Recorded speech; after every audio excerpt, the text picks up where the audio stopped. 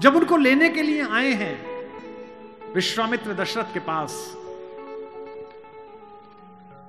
तो विश्वामित्र से दशरथ ने पूछा कि आप तो इतने तेजस्वी राजा ऋषि हैं, थोड़ा सा जल लेकर छिड़केंगे तो राक्षसों का नाश हो जाएगा, आप मेरे बेटे को क्यों ले जाना चाहते हैं? विश्वामित्र ने कहा, मैं ऋषि हूं, मुझे क्रोध वर्जित है, मैं क्रोध नहीं कर सकता। तुम्हारा लड़का मर्यादा पुरुषोत्तम है। पुरुषोत्तम मतलब पुरुषों में उत्तम, देवताओं में उत्तम नहीं, पुरुषों में उत्तम। इसलिए मैं उसे ले जाता हूं ताकि वो जो मुझे कराना है वो कर सके। दशरथ में फिर भी मोह है, राम में मोह नहीं है।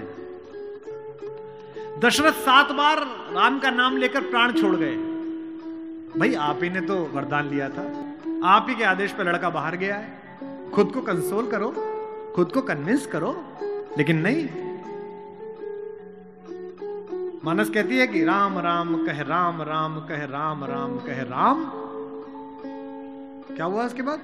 भूप गयो सुरधाम, राजा भगवान के यहां चला गया। और इसके बाद भी दशरथ का लोभ बना रहा अपने बेटे को लेकर।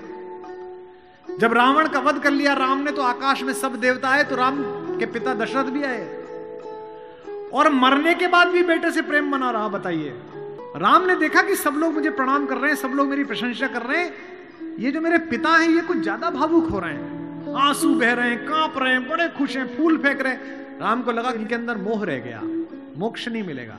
इसलिए कितनी अद्भुत पंक्ति गोस्वामी जी ने लिखी है, ऐसा शायद ईश्वर, ऐसे बच्चे सबको दे ईश्वर, पिता दे ना दे, ऐसा बच्चा सबको दे। अपने पिता को बड़ी कड़ी आंखों से देखा राम ने। गोस्वामी जी लिखे, चितई पितई दीनई दृढ़ धर्मा। पिता को थोड़ी कठोर दृष्टि से देखकर कहा कि भाई अब दिवंगत हो गए हो, अब मैं क्या आपका पुत्र और क्या आप मेरे पिता, अब आप इन देवताओं के साथ निर्मुक्त होकर रहिए। जो बंधा रहे वो मानव, और जो मुक्त हो जाए वो देवता।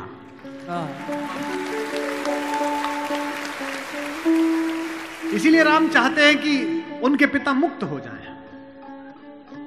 राम वन जा रहे हैं, पूरी अयोध्या आंसुओं से भरी हुई है। गोस्वामी जी लिखते हैं, तापस वेश विशेष उदासी, 14 बरस राम वनवासी। 14 साल के लिए राम वन जा रहे हैं। अगर कभी समय मिले तो श्रीमद् वाल्मीकि रामायण का वो 3 पेज पढ़ना जहां कौशल्या अपने बेटे को समझा रही है। अद्भुत है वो, रोती जा रही है और समझा रही हैं। कौशल्या का स्वस्ति वाचन गोस्वामी जी लिखते हैं कि बंदहु कौशल्या दिशि प्राची, प्राची दिशा, पूरब दिशा जैसी मैं कौशल्या को प्रणाम करता हूं। क्यों? जिसकी कोख से ये सूर्य पैदा हुआ है। क्योंकि सूर्य कहां से निकलता है? पूरब से निकलता है। कीरति जासु सकल जग माची। कौशल्या स्वस्ति वाचन कहती हैं। भरा हुआ कंठ है, आंसू बह रहे हैं, और राम से कहती हैं कि हे राम, जंगल में प्रकृति तेरी सरीसृपों से रक्षा करे, सांपों से रक्षा करे। कहती हैं कि इंद्र तेरी रक्षा करे, मरुत तेरी रक्षा करे, वरुण तेरी रक्षा करे, और बेटा जो जो तेरी रक्षा करता रहेगा मैं रोज उसका यहां दीपक जलाऊंगी। लेकिन एक बात जो आखिर में कहती हैं, वही राम की मां हो सकती थी। और बेटा तू ये मत पूछना जंगल में और जहान में, नगर में रास्ता कौन सा हो, तू जिसका प्रतीक है सत्य, उसी के रास्ते पर चलना। और फिर एक बात कहती हैं, और चिंता मत कर, जिस धर्म की तू रक्षा करता है वो धर्म तेरी रक्षा करेगा।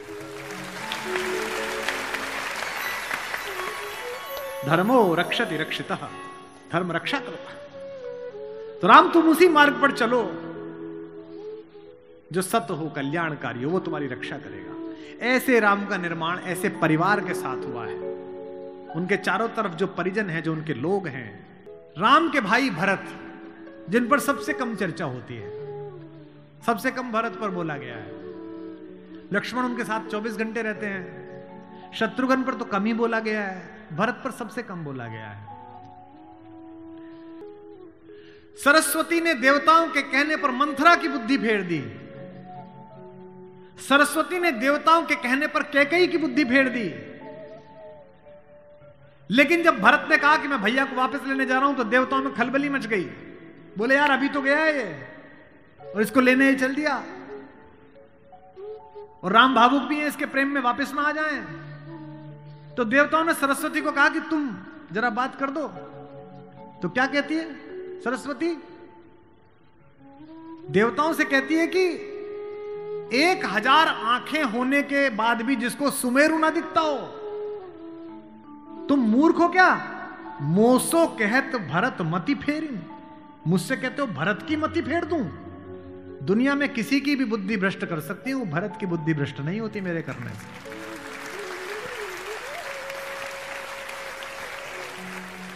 भरत जब भैया को ढूंढते हुए निकले तो पूरे खानदान को लेकर निकले। भरत ने कहा किसी की तो मान लेंगे, कौशल्या की मान लेंगे, ससुर को भी लेकर गए।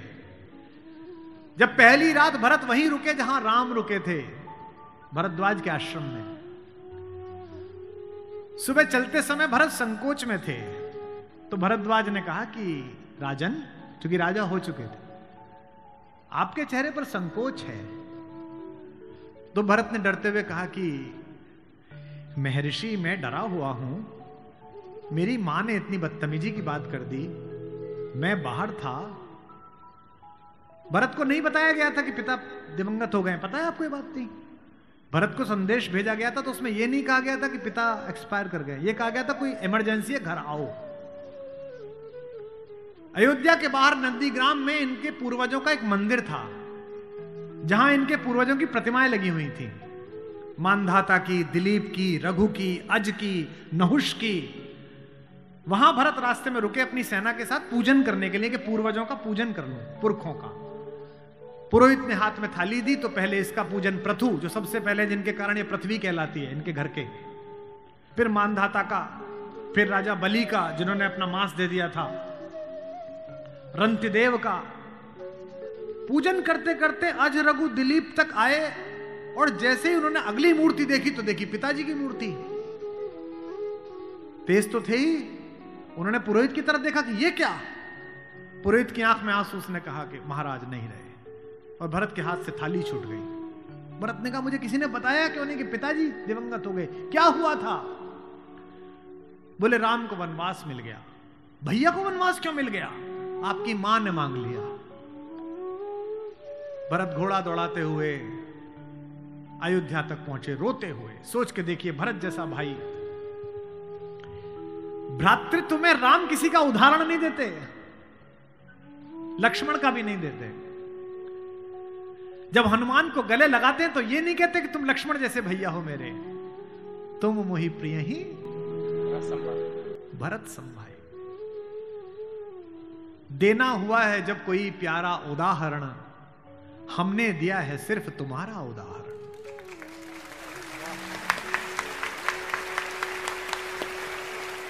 तो भरद्वाज से भरत ने पूछा कि भैया मुझे माफ तो कर देंगे ना, मैंने इतनी बड़ी गलती की, एक ऐसी गलती जो भरत ने की नहीं, उसके पश्चाताप में है भरत। मां ने इतनी गलती की, मुझे माफ तो कर देंगे?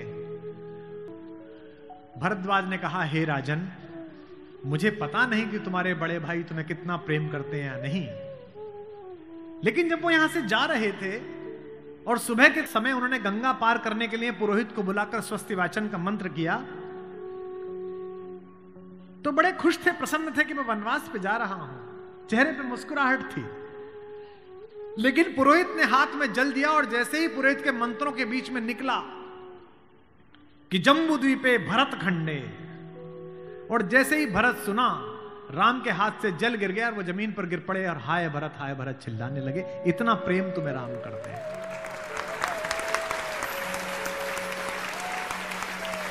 राम करुणा से भरे हुए हैं, इसीलिए करुणा निधि है।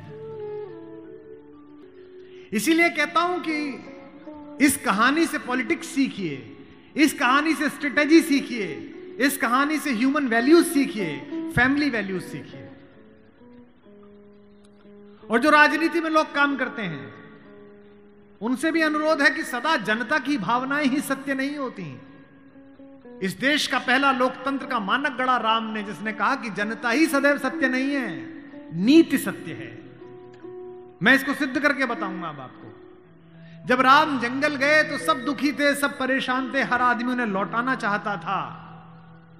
अगर राम उसी दिन लौट आते तो सब खुश हो जाते, लेकिन राम ने जनमत का सम्मान नहीं किया, नीति का सम्मान किया।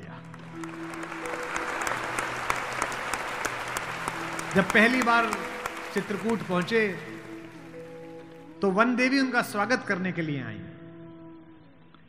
वन देवी ने पूछा कि आप मेरे यहां विश्राम करने आए हैं, मैं आपके लिए क्या कर सकती हूं। तो राम ने क्या मांगा होगा सोचो।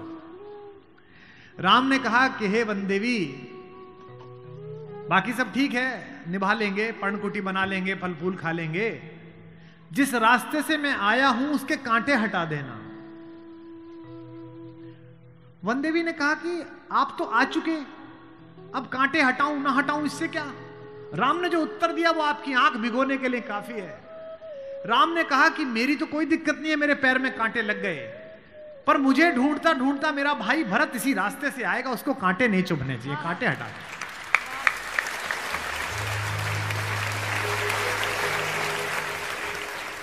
तो वन देवी को जिज्ञासा हुई। वन देवी ने कहा कि यथाज्ञा पयति महाराज, हे महाराज, आपने जो आज्ञा दी मैं कर दूंगी। एक छोटी सी मेरी जिज्ञासा है, क्या अयोध्या का राजा, अयोध्या की चतुरंगिणी सेनाओं का सेनापति, दशरथ का पुत्र, राम का छोटा भाई भरत इतना नाजुक है कि रास्ते में चलेगा तो उसके कांटे चुभ जाएंगे? राम ने कहा नहीं, वो तो वज्र के समान है, उसकी छाती से टूटकर तो इंद्र का वज्र टूट जाता है, ये कांटे उसे परेशान नहीं करेंगे। वन देवी ने कहा फिर क्यों हटा दूं? बोले परेशानी यह है कि जब उस रास्ते पर आएगा, अगर एक कांटा भी चुभा तो उसका दिल यह सोचकर टूट जाएगा कि मेरे कारण मेरे भैया को इन कांटों को झेलना पड़ा है।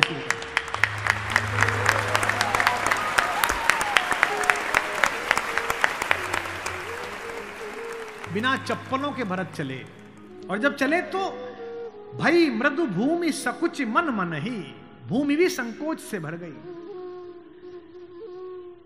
कोमल चरण चलत बिनु पनहि, कोमल चरण चलत बिनु पनहि, भई मृदु भूमि सुकुचि मन मनि। इसका मतलब यह है कि भगवान स्वयं कष्ट सह सकते हैं, पर जो उन्हें प्रेम करता है वो कष्ट सहे ये उन्हें स्वीकार नहीं।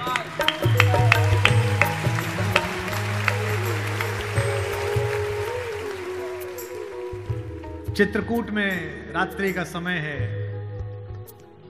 चांदनी खिली हुई है, चंद्रमा निकला हुआ है।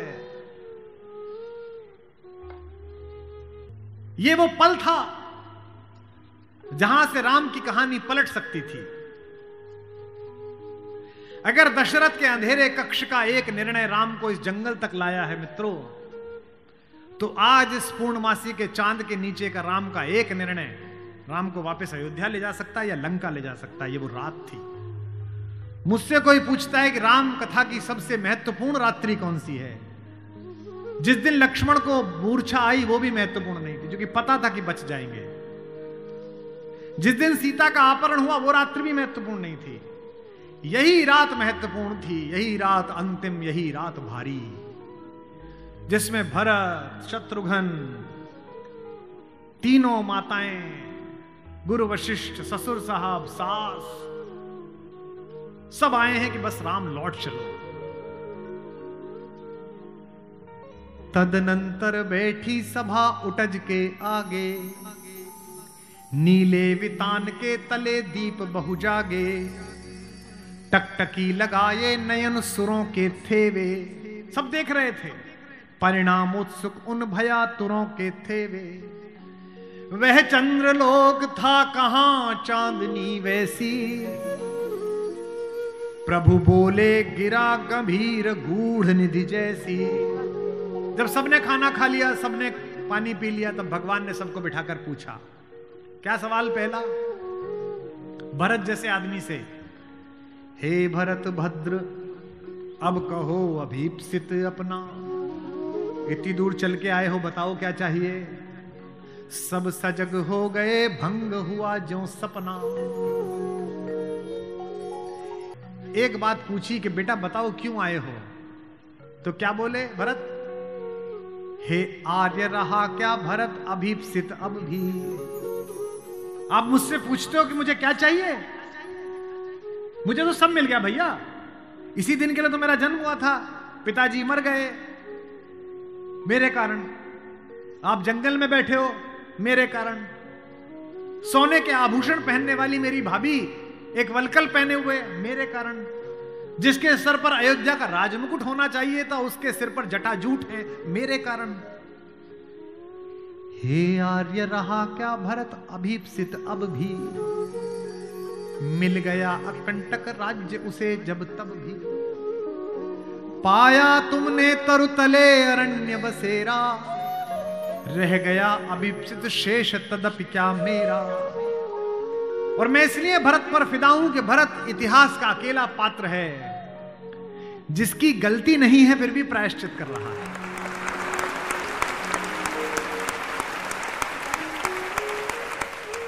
भरत अकेले हैं जिनकी कोई गलती नहीं है, उनकी मां की गलती है और वो प्रायश्चित कर रहे हैं। यहीं से राम का लोकतंत्र प्रारंभ होता है। कैसे? पूरी अयोध्या सोचती है कि कैकेयी अपराधीन है। राम उस रात दो काम करते हैं। भरत को लोकतंत्र का मंत्र देते हैं और कैकेयी को स्वीकार करके क्षमा का मंत्र देते हैं।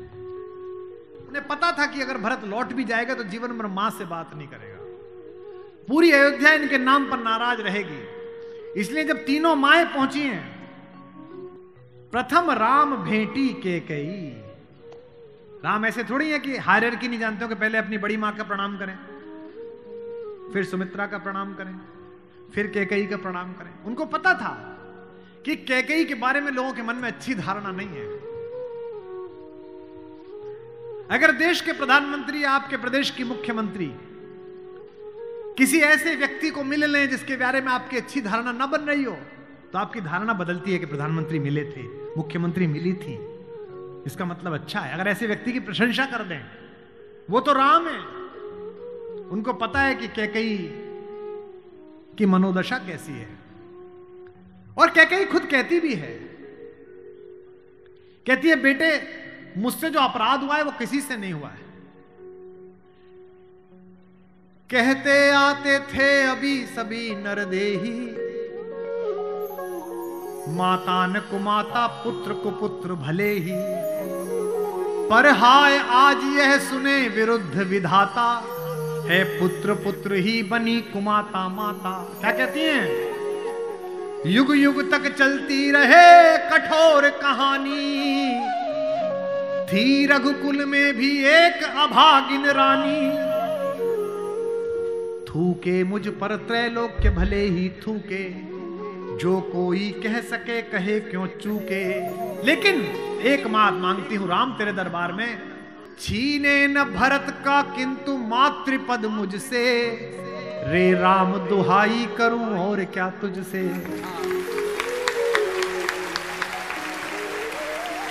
सोचिए कैसा क्षण है, अपने ही बेटे को मांग रही है राम से। कैकेयी अपने बेटे के लिए कह रही है कि राम तू सबको सब देता है बेटा, मुझे सिर्फ इतना दे दे, मुझे रानी मत रहने दे, जंगल में रख ले, भरत की मां बनी रहूं बस। इसी के लिए तो सब किया था। राम ने क्या कहा? हे अम्ब, ओ मेरी मां, हे अम्ब तुम्हारा राम जानता है सब, इस कारण वह कुछ खेद मानता है कब। फिर राम को याद दिलाया कैकेयी ने कि बेटा तुझे याद है तू आधी रात उठ के भाग जाता था मेरा सपना देख के। कौशल्या से कहता कि मां मैंने छोटी मां का सपना देखा है, मुझे छोटी मां के पास छोड़ के आओ। और तुझे गोदी में लेके कौशल्या मेरा दरवाजा खटखटाती थी, अरे यो कोयल, ये तेरा कोयल का बच्चा जाग गया, रो रहा है तेरे लिए। होने पर बहुधा अर्धरात्रि अंधेरी, होने पर बहुधा अर्धरात्रि अंधेरी, जी जी आकर करती पुकार थी मेरी। लो कुहुकुनी, ओ कोयल, लो कुहुकुनी तेरा कुहुक राम यह जागा। लो कुहुकुनी अपना कुहुक राम यह जागा। निज मंझली मां का स्वप्न देख उठ भागा। होने पर बहुधा अर्धरात्रि अंधेरी,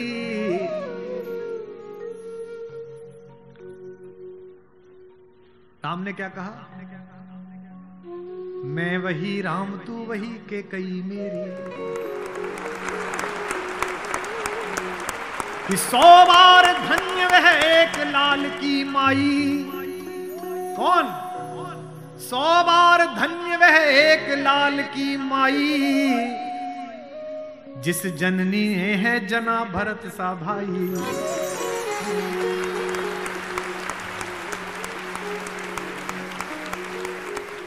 पागल सी प्रभु के साथ सभा चिल्लाई।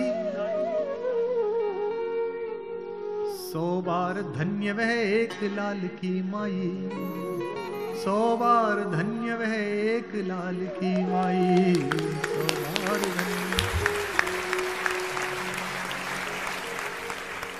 कौशल्या से लेकर जनक तक सबका बहुमत राम को लौटाने का था, लेकिन राम नीति के साथ रहे। जनमत की उपेक्षा नहीं है।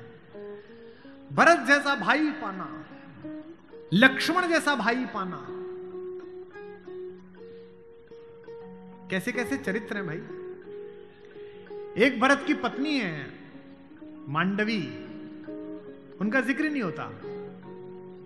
एक हमारी मां और है उर्मिला, उसका जिक्र नहीं होता। उर्मिला का कलेजा देखिए, मांडवी का कलेजा देखिए। जिस दिन लौटने के बाद भरत ने राज्य संभाल लिया, भाई की पादुकाएं रखकर सिंहासन पर, कौशल्या जाग रही थी। उन्होंने देखा कि ऊपर कोई घूम रहा है, कोई छाया घूम रही है महल में, अंतःपुर में। तो वो ऊपर गई तो देखा मांडवी घूम रही थी, भरत की पत्नी। तो कौशल्या ने पूछा कि बेटा तू सोई नहीं? उसने कहा हां मां मैं अभी जाग रही हूं। भरत सो गया होगा बेटा, तो उसके कक्ष में चली जा।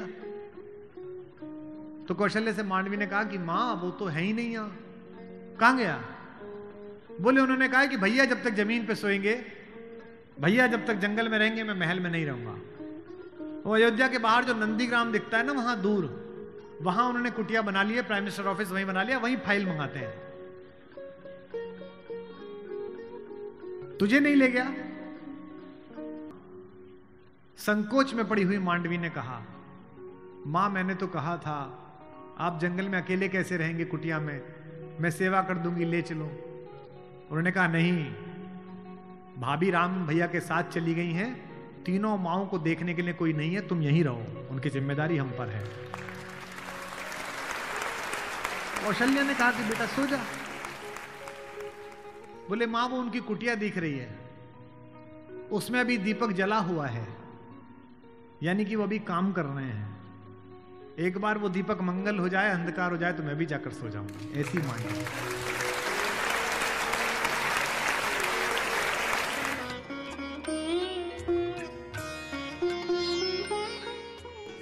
इस मंच पर 3 दिन से मेरे पार्श्व में आशीर्वाद की मुद्रा में शेषनाग के प्रतिनिधि लक्ष्मण लाल खड़े हैं। उनके लिए पहली बार एक पंक्ति पढ़ रहा हूं उमाकांत जी की। उसमें उन्होंने कहा कि दुनिया में हर आदमी की परछाई काली है, एक राम ही पृथ्वी पे आए जिनकी उजली परछाई है, जिसे लक्ष्मण कहते हैं।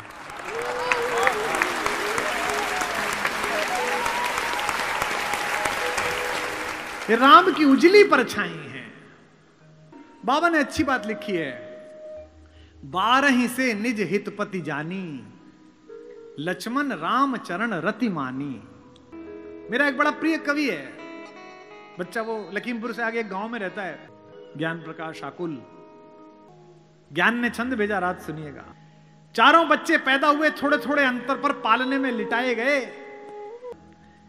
कि पालने में लखन व राम जी लिटाए गए, लेटते ही करुणा सदन चुप हो गए। राम तो लेटते ही चुप हो गए, हल्का सा पालना हिला। वशिष्ठ खड़े हैं, दशरथ खड़े हैं, माएं खड़ी हैं, मंगल स्वस्ति चल रहा है। दृश्य सोचिए कैसा है कि पालने में लखन व राम जी लिटाए गए, लेटते ही करुणा सदन चुप हो गए। किंतु लक्ष्मण कुछ ऐसा तेज रोए उन्हें, रोता देख धरती गगन चुप हो गए। बहुत रोए। राजवैद्य आए कोई रोग न बता सका तो, राजवैद्य आए कोई रोग न बता सका तो, ज्योतिषी भी करके यतन चुप हो गए। और लक्ष्मण कैसे चुप हुए रोते हुए? गुरु ने उठाया और लखन को राम के चरण में लिटाया तो लखन चुप हो गए।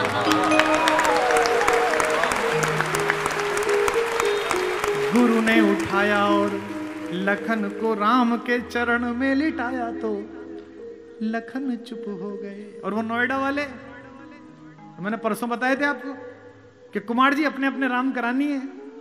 इनका क्या हो गया? और छोटे भाई से मुकदमा चल रहा था जमीन का, वो जीत गया। वाह, राम की कहानी सुनेंगे भाई पर मुकदमा करके। नैतिकता को कोई कुआं भी ना मिले जिसमें डूब के मर जाए। दूसरी मां हमारी मां सुमित्रा। लक्ष्मण पूछने के लिए गए कि मां, मैं अयोध्या में रहूं या भैया जंगल जा रहे हैं उनके साथ चला जाऊं? तो मां ने क्या कहा? अयोध्या? कौन सी अयोध्या? जो पे राम सिया वन जाई। सुमित्रा जैसी मां, लक्ष्मण जैसा प्यारा सा बच्चा, कहती है बेटा जो पे राम सिया वन जाई, अवध तुम्हार काम का चुनाई। अवध में तुम्हारा क्या काम है?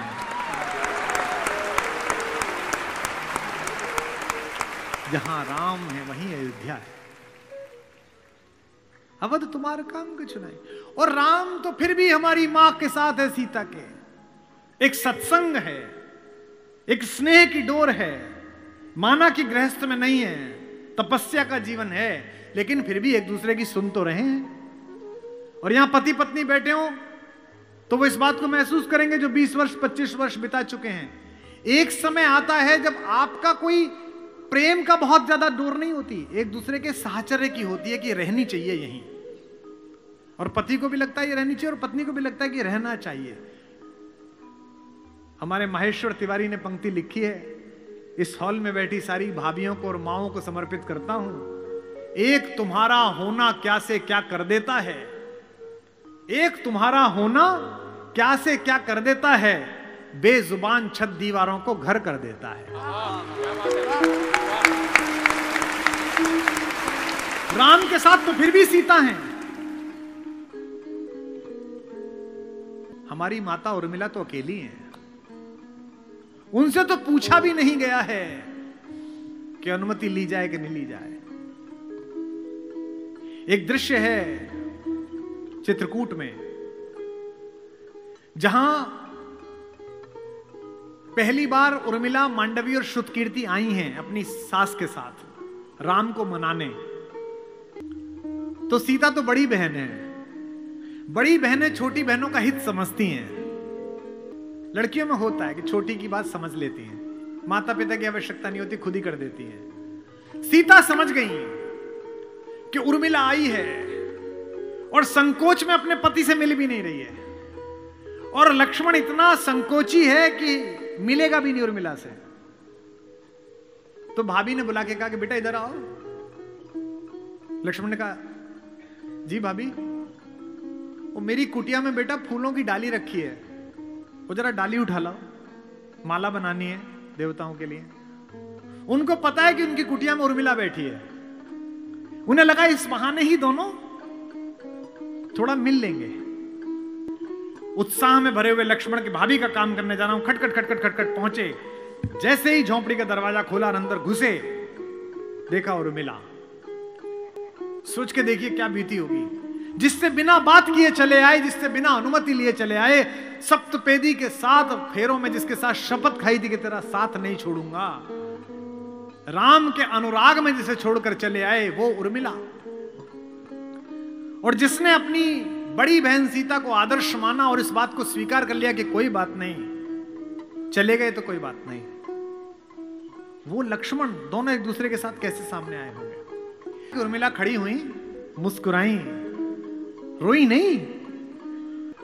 उन्होंने ऐसा नहीं किया, वो खड़ी हुई और मुस्कुराई। और मुस्कुराकर क्या बोली? मेरे उपवन के हरिण, मेरे बाग के हिरन। क्या बढ़िया बात कही है कलकत्ता वालों। मेरे बाग के हिरन, मेरे उपवन के हिरन आज वनचारी। मेरा हिरन आजकल जंगल घूम रहा है। और अगली पंक्ति क्या बोली? इस पर आप माता उर्मिला को याद करना। मेरे उपवन के हिरन आज वनचारी, मैं बांध न लूंगी तुम्हें तजो भय भारी। छोड़ो, डरो मत, मैं बांधूंगी। मैं तो देखने आई हूं कि मेरे उपवन में जो हिरन खेलता था वो जंगल में कैसा कूद रहा है। उनका मन बड़ा कर रही है। और लक्ष्मण ने भी कितनी अद्भुत बात कही। लक्ष्मण ने कहा कि तुम मेरी केवल पत्नी नहीं हो। इस पर भी लक्ष्मण को तारीफ देना, आशीर्वाद लेना उनसे कि हम उन्हें स्मरण कर रहे हैं। लक्ष्मण ने कहा कि भाभी की बहिना तुम केवल पत्नी नहीं हो, तुम जगत जननी भारतेश्वरी सीता की छोटी बहन हो। उनके योग्य वर हैं राम। त्रैलोक्य का स्वामी तो ऐसी ही पत्नी के साथ वर्ता, लेकिन मुझे पता नहीं कि मैं इतना योग्य हूं या नहीं हूं कि मैं जगत जननी की छोटी बहन का पति बन सकूं। मैं उस योग्य बनने के लिए इस जंगल में आया हूं आज, ताकि मैं तेरे योग्य बनूं।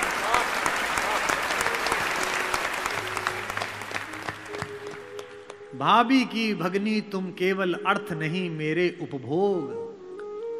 तपने दो वन में कुछ मुझको, बनने दो केवल निज योग्य। मुझे थोड़ी तपस्या करने दो, अपने लायक बनने दो। तुम तो कौन हो? मेरी पत्नी थोड़ी हो तुम पहले सीता की बहन हो, खानदान। और मैं केवल राम के पीछे चलने वाला एक लड़का। मुझे इस लायक तो बनने दो कि सीता माता किसी को परिचय कराएं और कहें कि ये मेरी छोटी बहन का पति है। ऐसी योग्य तो बनने।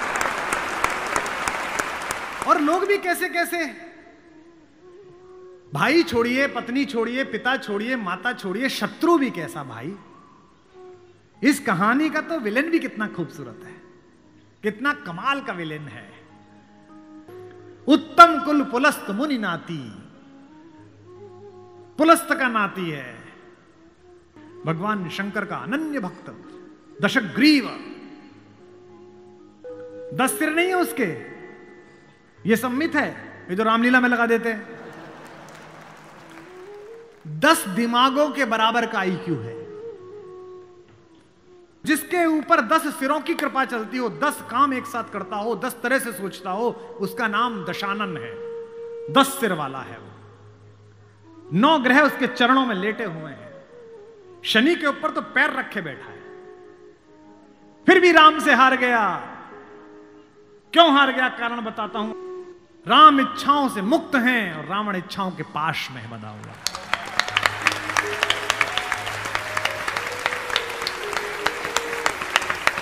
फिर जागना कि रावण मनुष्यों पर राज्य करता है, राम मनुष्यता पर राज्य करते हैं।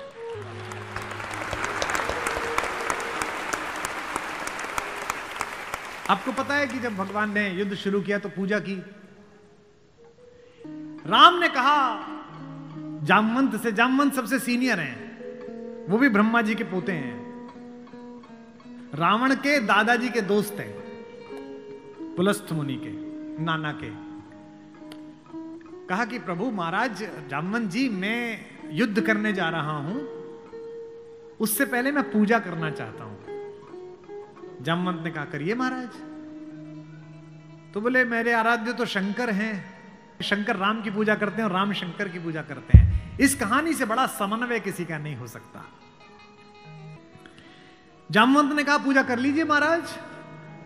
बोले मुझे एक ऐसा पंडित चाहिए जो शैव हो, शिव को मानने वाला, और मैं वैष्णव हूं तो वैष्णव भी हो। उन्होंने कहा कि इस जंगल में, इस युद्ध क्षेत्र में ऐसा कोई पंडित कहां मिलेगा भगवान। तो उन्होंने कहा पूजा कैसे होगी फिर। तो जामवंत ने कहा एक पंडित मेरे ध्यान में है, पर वो आपका पुरोहित बनेगा नहीं। बोले कौन। बोले पुलस्त्य मुनि का नाथी महारथी रावण, वो शिव का भक्त है और वैष्णव भी है, उससे करा लीजिए। सोचिए जिसको हराने जा रहे हैं उससे पूजा। राम ने जामवंत से कहा कि महाराज पूछ के तो आइए, अगर महापंडित रावण आज्ञा दे दें इस यज्ञ के लिए तो मैं कर लूं। रावण को पता चला कि जामवंत बुलाने आए हैं। रावण ने अपने सैनिकों से कहा कि जैसे ही दादा जामवंत आए कोई उनसे प्रश्न ना करे, उन्हें बस महल का मार्ग दिखा दे, हाथ जोड़ के सब चरण छुएं। जामवंत पहुंचे, रावण किले के द्वार पर चरण छूने आया, कहा कि पितामह मैं आपको प्रणाम करता हूं, मैं धन्य हुआ कि आप पधारे। जामवंत ने कहा कि मैं बहुत प्रसन्न हुआ तुम्हारी अतिथि सेवा देखकर। बिठाया, पूछा कैसे आए हैं। जामवंत ने कहा मैं एक इच्छा लेकर तुम्हारे पास आया हूं। एक मेरे साथ 2 जजमान हैं, वो एक यज्ञ करना चाहते हैं युद्ध शुरू करने के लिए। उन्हें एक ऐसे पंडित की आवश्यकता है जो शैव भी हो और वैष्णव भी। तुमसे अधिक गुणी व्यक्ति तो पृथ्वी पर नहीं है, क्या उनका पुरोहित बन सकोगे। क्या पूछा रावण ने पहला, क्या करैक्टर है। वाह। रावण ने कहा जहां तक मुझे सूचना है आपके दोनों यजमान अयोध्या के निर्वासित राजकुमार राम और लक्ष्मण तो नहीं है। जामवंत ने कहा हां दशशीष वे ही दोनों हैं, क्या आप स्वीकार करेंगे। उसने हां ना नहीं करी, फिर बोला क्या उनके यज्ञ का उद्देश्य लंका विजय है।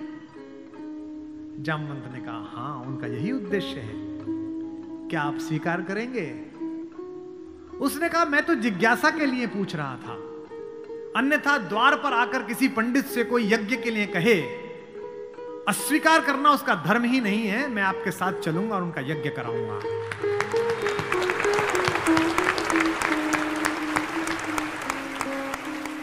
जामवंत ने कहा कि क्या मुहूर्त निकला। उसने नवग्रहों को बुलाया, बोले इधर बैठ, तू इधर बैठ, तू इधर बैठ। वो तो अपने ही हाथ में था, तू मिनिस्टर ऑफ स्टेट, तू फुल कैबिनेट। बता कितने बजे। बोले जी सुबह 5:30 बजे ब्रह्म मुहूर्त में, जिसमें हम पैदा हुए। तो उसने कहा ठीक है 5:30 बजे का मुहूर्त निकला, मैं 5 बजे आ जाऊंगा। जामवंत ने कहा आचार्य हो गए अब तो रावण। आचार्य पूजा के लिए क्या व्यवस्था करनी है, क्या सामग्री लाऊं। उसने कहा आपके यजमान, मेरे यजमान जंगल में हैं, अगर यजमान के पास पूजन सामग्री ना हो तो पंडित का धर्म बनता है कि वो पूजन सामग्री लेके आए, तो मैं लेके आऊंगा। उसने अपने पुत्र मेघनाथ को जगाया, इंद्रजीत को, और कहा बेटा अशोक वाटिका जाओ, अशोक वाटिका जाओ और सीता से कहो मैं उसे मिलना चाहता हूं, एक विशेष प्रयोजन है।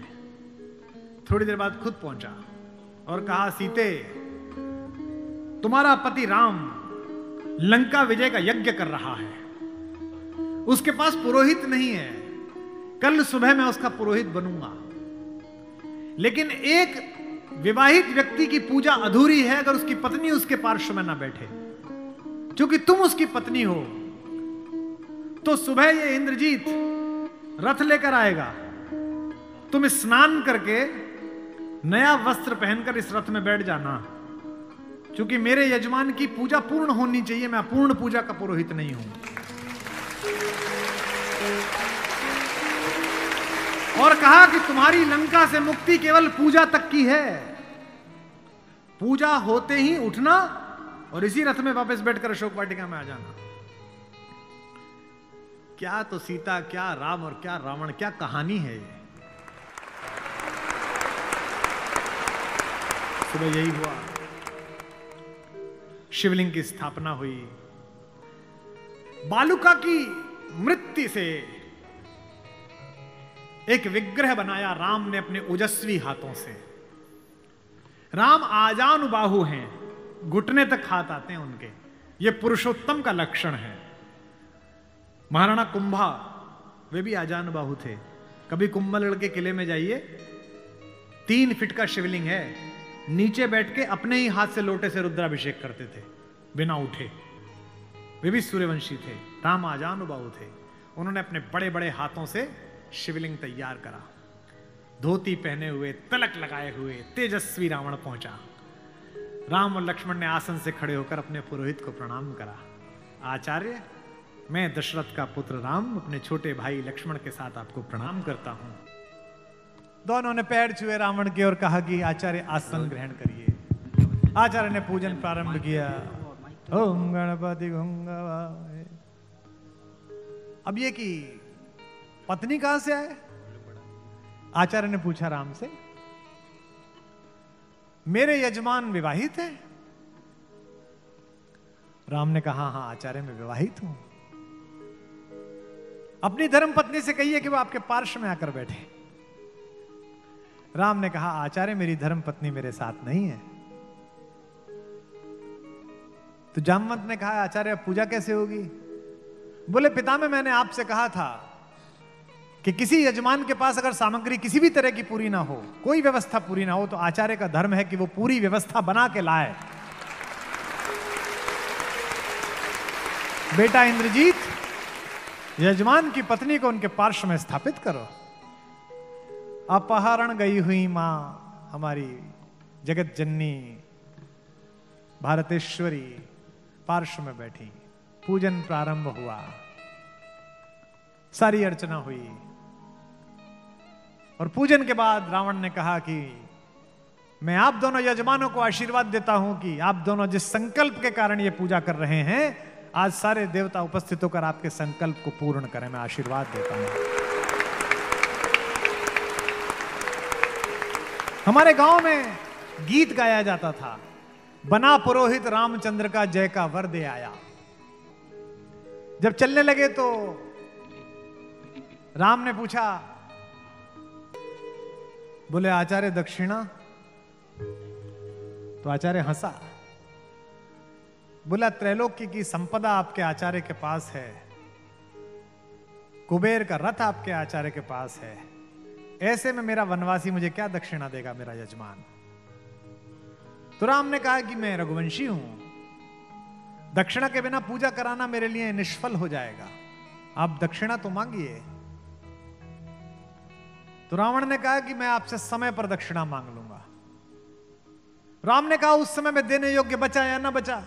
आचार्य बता तो दीजिए कि दक्षिणा क्या है। आचार्य ने दक्षिणा मांगी, उस पर रावण को भी राम की तरफ से प्रेम भेजा जा सकता है। आचार्य ने कहा मेरी दक्षिणा यही है कि आचार्य का जब अंतिम समय आए तब दोनों यजमान मेरे सामने उपस्थित रहें।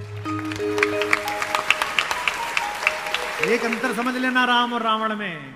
आप ढूंढना आपके अंदर रावण है कि राम है। राम के पास जो है वो पर्याप्त है और रावण को जो प्राप्त है वो पर्याप्त नहीं है। रावण के पास पंचकन्याओं में पूजित हमारे मेरठ की पंचकन्याओं में सबसे सुंदर स्त्री मंदोदरी जैसी सती मां उनकी पत्नी है, लेकिन उसके बाद भी जंगल में घूमते हुए एक तपस्वी की वलकल पहने हुए युवती को अपनी रानी बनाना चाहता है। लेकिन युद्ध के आखिरी दिन जब रावण पड़ा हुआ है नीचे, निश्चेष्ट उसका शव पड़ा हुआ है, तो मंदोदरी ने विलाप करने के बाद पूछा वो कहां गया जिसने इसे मारा? लोगों ने कहा वहां बैठा। समुद्र के किनारे शाम ढल रही है, सूरज डूबने वाला है और रघुवंशी राम उदास एक पत्थर पर बैठे हुए कि इतना रक्तपात क्यों हुआ, दुखी है राम लाशों को देखकर। मंदोदरी गई, कमांडो खड़े हुए हैं उनको रोकने के लिए, लेकिन देखा कि माता मंदोदरी आ रही है तो पुलिस वाले हट गए, वानर हट गए। पीछे से पहुंची, चिंताग्रस्त राम ने अचानक एक स्त्री की छाया देखी जो पैर के आसपास आ रही है। राम सचेत होकर उठे और पलटकर कहा कि देवी मैं आपको प्रणाम करता हूं, इस निर्जन रण क्षेत्र में आप कौन हैं? मंदोदरी ने कहा हे राम, मैं रावण की दुर्भाग्यशाली पत्नी मंदोदरी हूं। राम ने कहा मां मैं आपसे क्षमा चाहता हूं, आपका पति बड़ा तेजस्वी था, महाज्ञानी था, उच्च कुल में पैदा हुआ था, ब्रह्मा का वंशज था, लेकिन उसने अनीति की थी, इसलिए मुझे उसको मारना पड़ा। मैं आपके इस शोक के लिए क्षमा चाहता हूं। मंदोदरी ने कहा, मैं इसलिए नहीं आई कि मैं तुम्हें कोसूं। राम ने पूछा, फिर किस लिए आई मां? मंदोदरी ने कहा, मैं देखने आई थी कि जिसने पूरी दुनिया पराजित कर दी, जिसने तेरे पूर्वज मानधाता तक को स्वर्ग में जाके चुनौती दे दी, जो कुबेर को कालर से पकड़ के नीचे ले आया, उस महापराक्रमी को हराया किसने? ऐसा उसमें क्या है जो मेरे पति में नहीं था? तो राम ने पूछा कि मां आपको पता चला क्या है? बोले हां पता चल गया, आने से पहले ही पता चल गया। राम ने पूछा क्या अंतर है?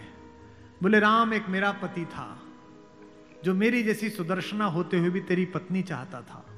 एक तू है कि पीठ पर से भी परस्त्री की छाया पड़ी है तो उठकर खड़ा हो गया है। ये उसमें तुझ में अंतर है।